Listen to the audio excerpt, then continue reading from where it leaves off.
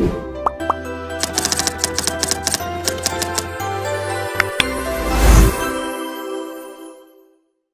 selanjutnya penyampaian materi akan dilanjutkan dari delegasi Jepang. Dari negara Jepang, silakan. Baiklah, sebelum masuk ke bagian kerjasama, saya akan menjelaskan dulu latar belakang dari negara kami. Jepang atau Nippon adalah sebuah negara kesatuan yang bersistem parlemen dan berbentuk monarki konstitusional dan juga negara kepulauan di Asia Timur. Letaknya di ujung barat Samudra Pasifik di sebelah timur Laut Jepang dan bersebelahan dengan Tiongkok, Korea, serta Rusia. Jepang sekitar 97% wilayah daratan Jepang berada di keempat pulau terbesarnya. Sebagian besar pulau-pulau Jepang bergunung. Sebagian besar wilayah Jepang mempunyai gunung-gunung yang diantaranya adalah gunung berapi. Secara astronomis, Jepang terletak di antara 30 derajat lintang utara sampai 40 derajat lintang utara dan antara 124 derajat bujur timur sampai 146 derajat bujur timur, dengan luas wilayah secara keseluruhan yaitu 6.852 km dengan pulau-pulau besar dan kecil seperti Pulau Honshu, Pulau Okinawa, Pulau Hokkaido dan Pulau Ryukyu. Secara iklim, Jepang memiliki iklim subtropis dengan 4 musim, yaitu musim panas, musim gugur, musim dingin, dan musim semi. Baiklah, di sini kami akan menjelaskan mengenai keunggulan dari negara kami. Yang pertama adalah keunggulan di bidang industri, manufaktur, teknologi, jasa, kesehatan, pertanian, perikanan, ekonomi, pendidikan, birokrasi militer, sosial budaya dan politik, serta transportasi. Jepang memiliki beberapa keunggulan yang berlimpah mulai dari sumber daya alam, teknologi, pendidikan, dan beberapa bidang industri lainnya. Selanjutnya pada bidang perekonomian. Jepang secara mencolok memiliki budaya yang mendalam dan sistem transportasi yang efisien dan keindahan alam yang memukau, diikuti dari situs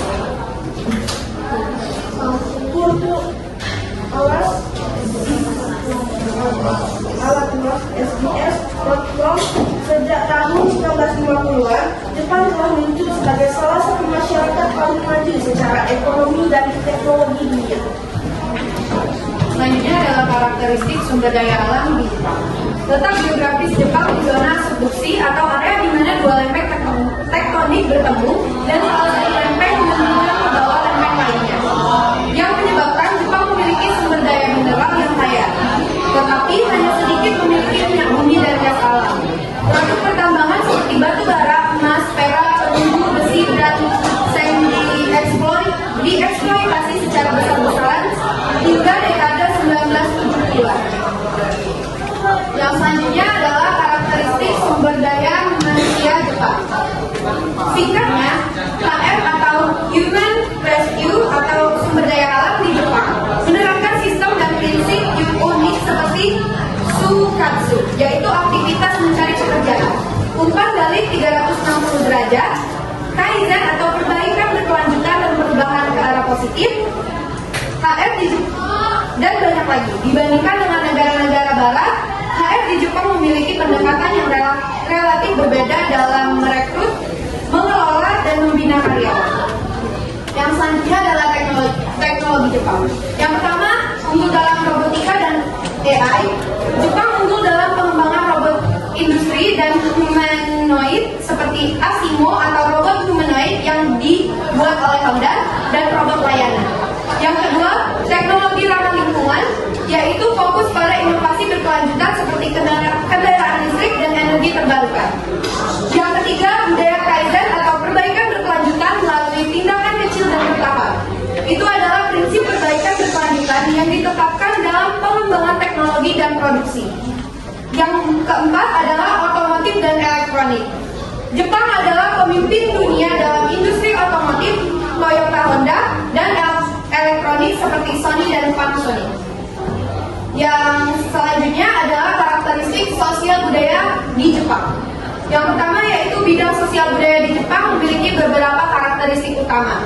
Budaya tradisional yang kuat, Jepang mempertahankan tradisi seperti upacara teh, kimono, ikebana, dan festival budaya. Modernitas dan teknologi. Meskipun berpegang pada tradisi, Jepang juga sangat maju dalam teknologi dan gaya hidup manusia. Yang selanjutnya yaitu etos kerja yang tinggi. Masyarakat Jepang dikenal dengan disiplin, kerja keras, dan konsep kaizen atau perbaikan berkelanjutan. Yang selanjutnya yaitu tata krama dan kesopanan.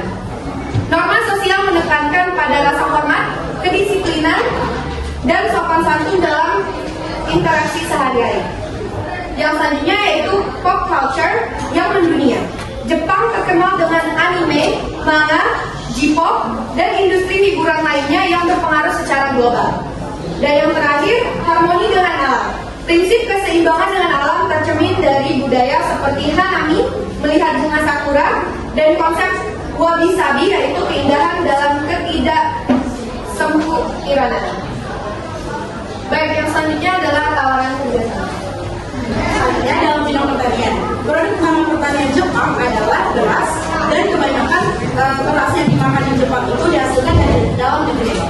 Jepang juga merupakan salah satu negara di Asia yang terkenal sebagai negara maju dengan industri otomotif. Itulah salah satunya Jepang sebagai negara dengan industri pangan dan pertanian yang baik dan canggih. Tetapi di balik kecanggihan tersebut, Jepang termasuk negara yang golongan tingkat swasembada yang rendah. Jadi di sini kami selaku pihak Jepang ingin menawarkan kerjasama terhadap pihak Indonesia dalam bidang pertanian.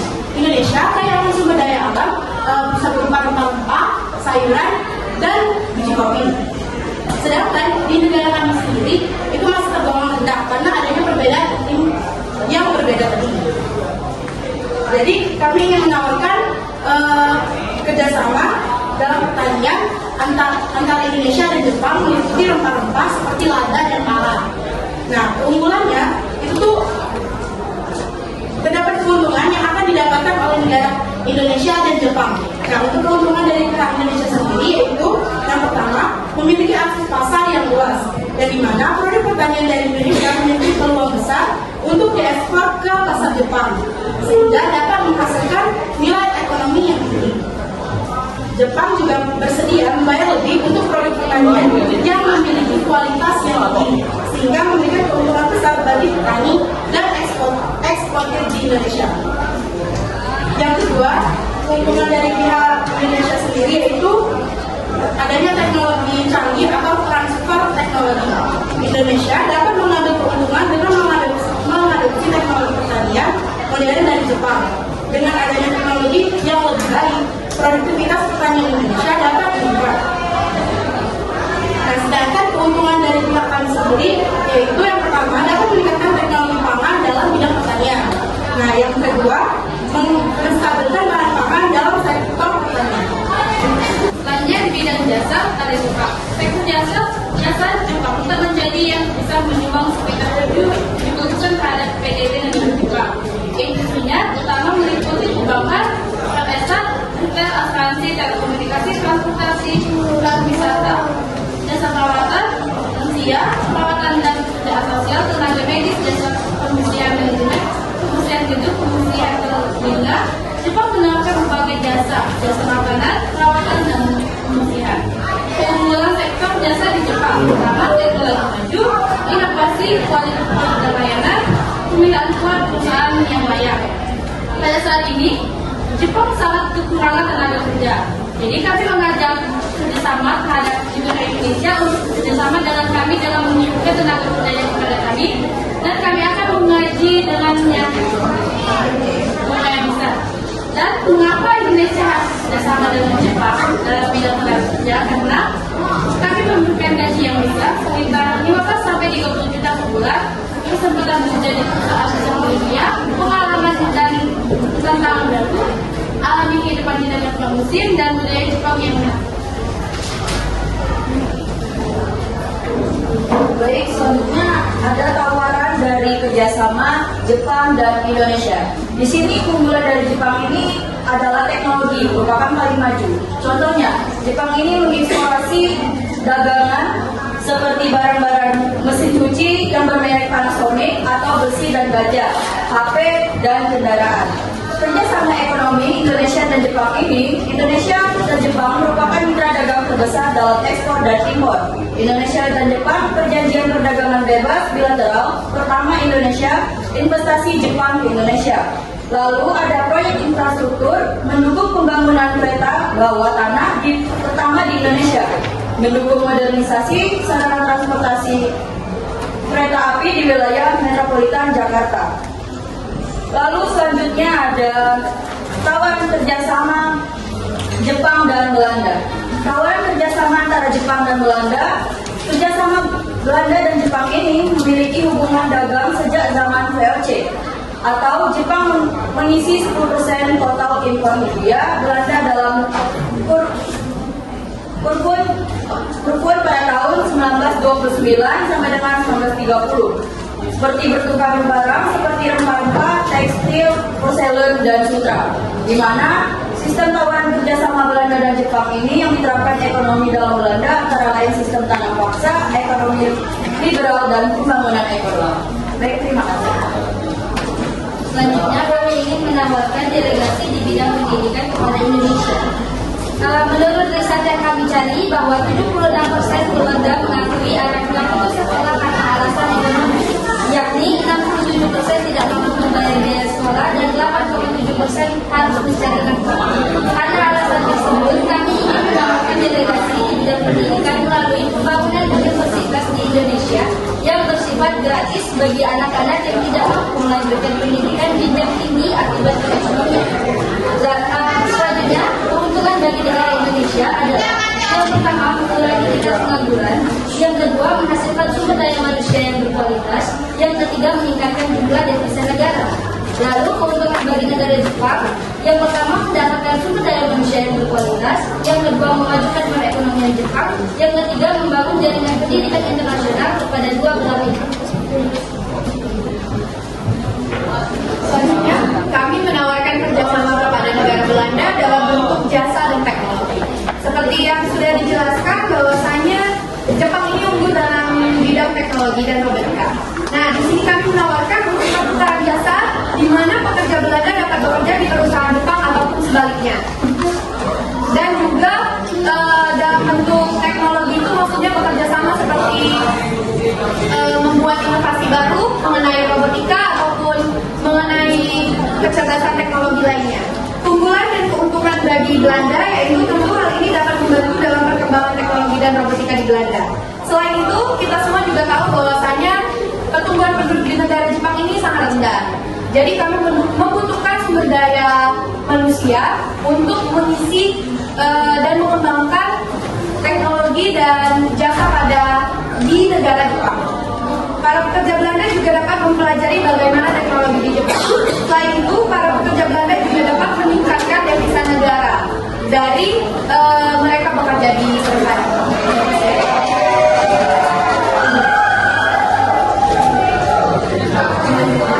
Pada kesempatan kali ini, kami menawarkan kerjasama dalam bentuk peningkatan volume perdagangan kedua negara, Indonesia dan Jepang melalui penghapusan tarif dan non-tarif sehingga kedua negara dapat mempromosikan produk masing-masing, di mana Belanda bisa menjadi pasar produk Jepang di Eropa dan Jepang bisa menjadi pasar produk Belanda di Asia Timur.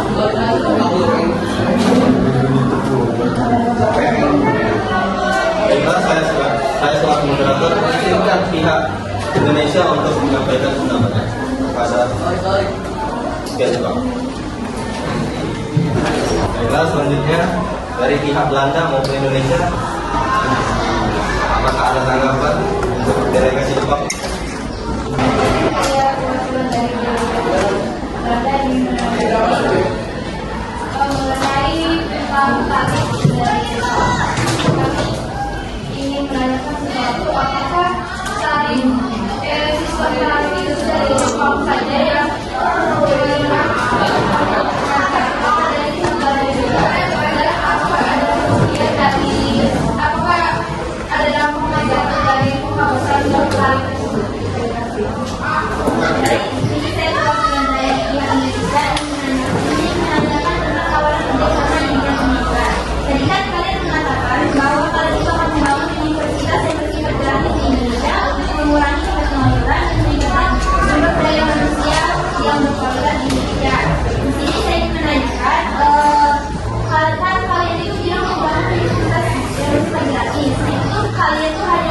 bangunan universitasnya saja atau menyediakan tenaga yang mengajar dan fasilitas seperti dan kalau pegawai itu menyediakan semuanya itu saya bertanya itu bangunan universitasnya itu tepatnya di pulau mana? Karena kalau di pulau Jawa kayaknya nggak mungkin karena pulau Jawa itu kan sudah padat penduduknya.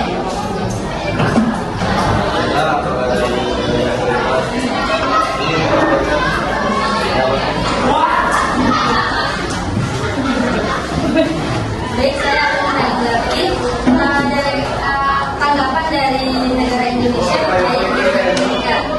Karena kami tadi ingin membangun universitas di Indonesia secara gratis, tentunya kami tidak hanya membangun universitasnya saja, tetapi juga tenaga kerjanya, gurunya semuanya dari negara Jepang. Karena untuk meratakan cara belajarnya. Jadi nanti mahasiswa yang sedang belajar di universitas gratis tadi sudah selesai, sudah lulus, kan nanti akan langsung dibawa ke negara Jepang untuk bekerja di Jepang. Jadi biar tidak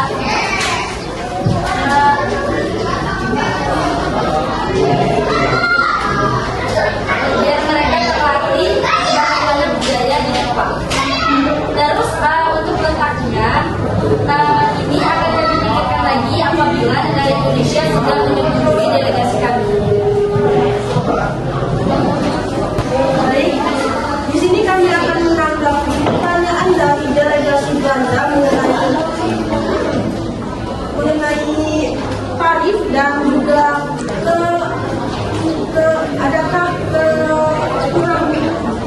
adakah dampak negatif dari kerjasama ini.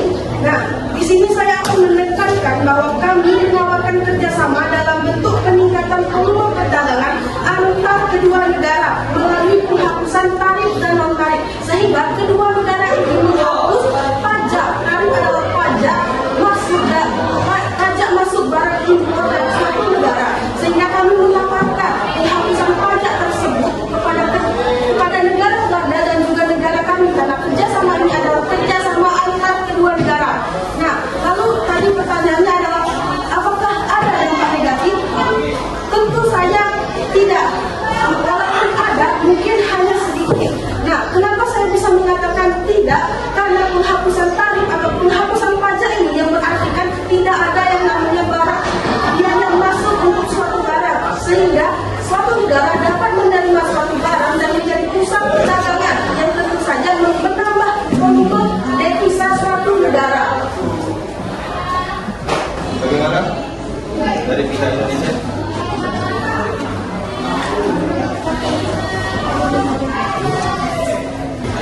Dari delegasi Belanda kami persilakan menyampaikan. Menanggapi tawaran kerjasama yang satunya lagi, tawaran kerjasama yang akan melatih sumber daya manusia Jepang, karena sumber daya manusia di kalian itu rendah. Nah, bagaimana solusinya? Karena negara kami juga memiliki sumber daya manusia yang rendah, populasi yang sedikit, sedangkan kalian juga sedikit. Nah, ketika tenaga kerja kami dilatih di negara kalian, maka populasi di negara kami itu bisa sangat-sangat berkurang. Bagaimana solusi untuk kedua negara tersebut, terutama di Belanda? Dari pihak Indonesia, apakah sudah memiliki pendapat delegasi? Baiklah, izinkan kami dari delegasi Jepang menanggapi pertanyaan dari delegasi Belanda. Tadi kan ditanyakan bagaimana solusi dari pihak Belanda dan Jepang, karena kan populasi sumber daya manusianya sama-sama sedikit. Nah, di sini kami tekankan lagi bahwa ini tuh lebih seperti pelatihan kerja. Jadi di sini bagi Belanda itu tentu dapat membantu dalam perkembangan teknologi dan robotika di Belanda. Para pekerja Belanda itu dapat mempelajari bagaimana teknologi di Jepang. Jadi mereka setelah mendapatkan pelatihan, mereka boleh untuk menetapkan tinggal di perusahaan Jepang atau bekerja di perusahaan Jepang, atau boleh mengembangkan inovasi tersebut di negara Belanda. Jadi mereka tidak harus tetap, dan juga kami menawarkan ini itu bukan untuk semua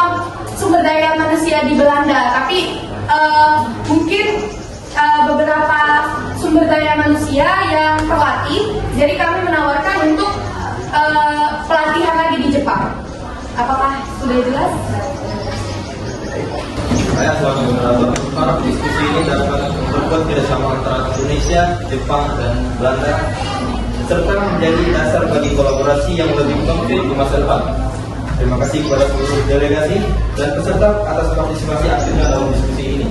Dengan ini, diskusi kita dengan secara resmi ditutup. Semoga kita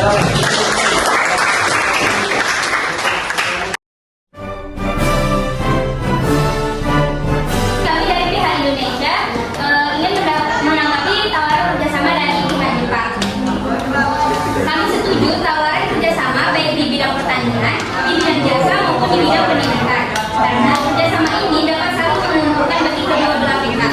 Untuk di bidang pertanian, Indonesia mempunyai banyak sumber daya alam yang melimpah dan pihak Jepang mau membayar dengan harga yang tinggi. Selanjutnya di bidang jasa dan di bidang pendidikan, dengan adanya tenaga kerja yang dikirim ke Jepang akan menguntungkan Indonesia, yang mana tenaga kerja ini akan menjadi pemasok devisa bagi Indonesia dan dapat mengurangi padatnya jumlah penduduk di Indonesia.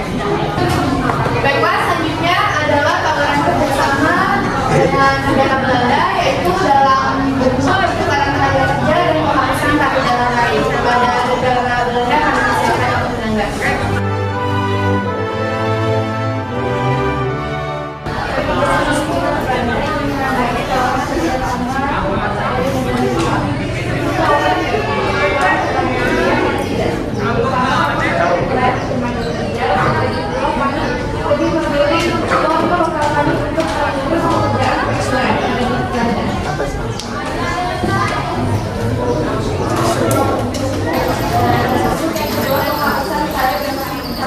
Kami dari Belanda berkunjungnya karena tawaran kerjasama ini akan membawa dampak positif terhadap kegiatan perdagangan antara Belanda dan Jepang, dan juga tentunya karena tarif ini dinaikkan.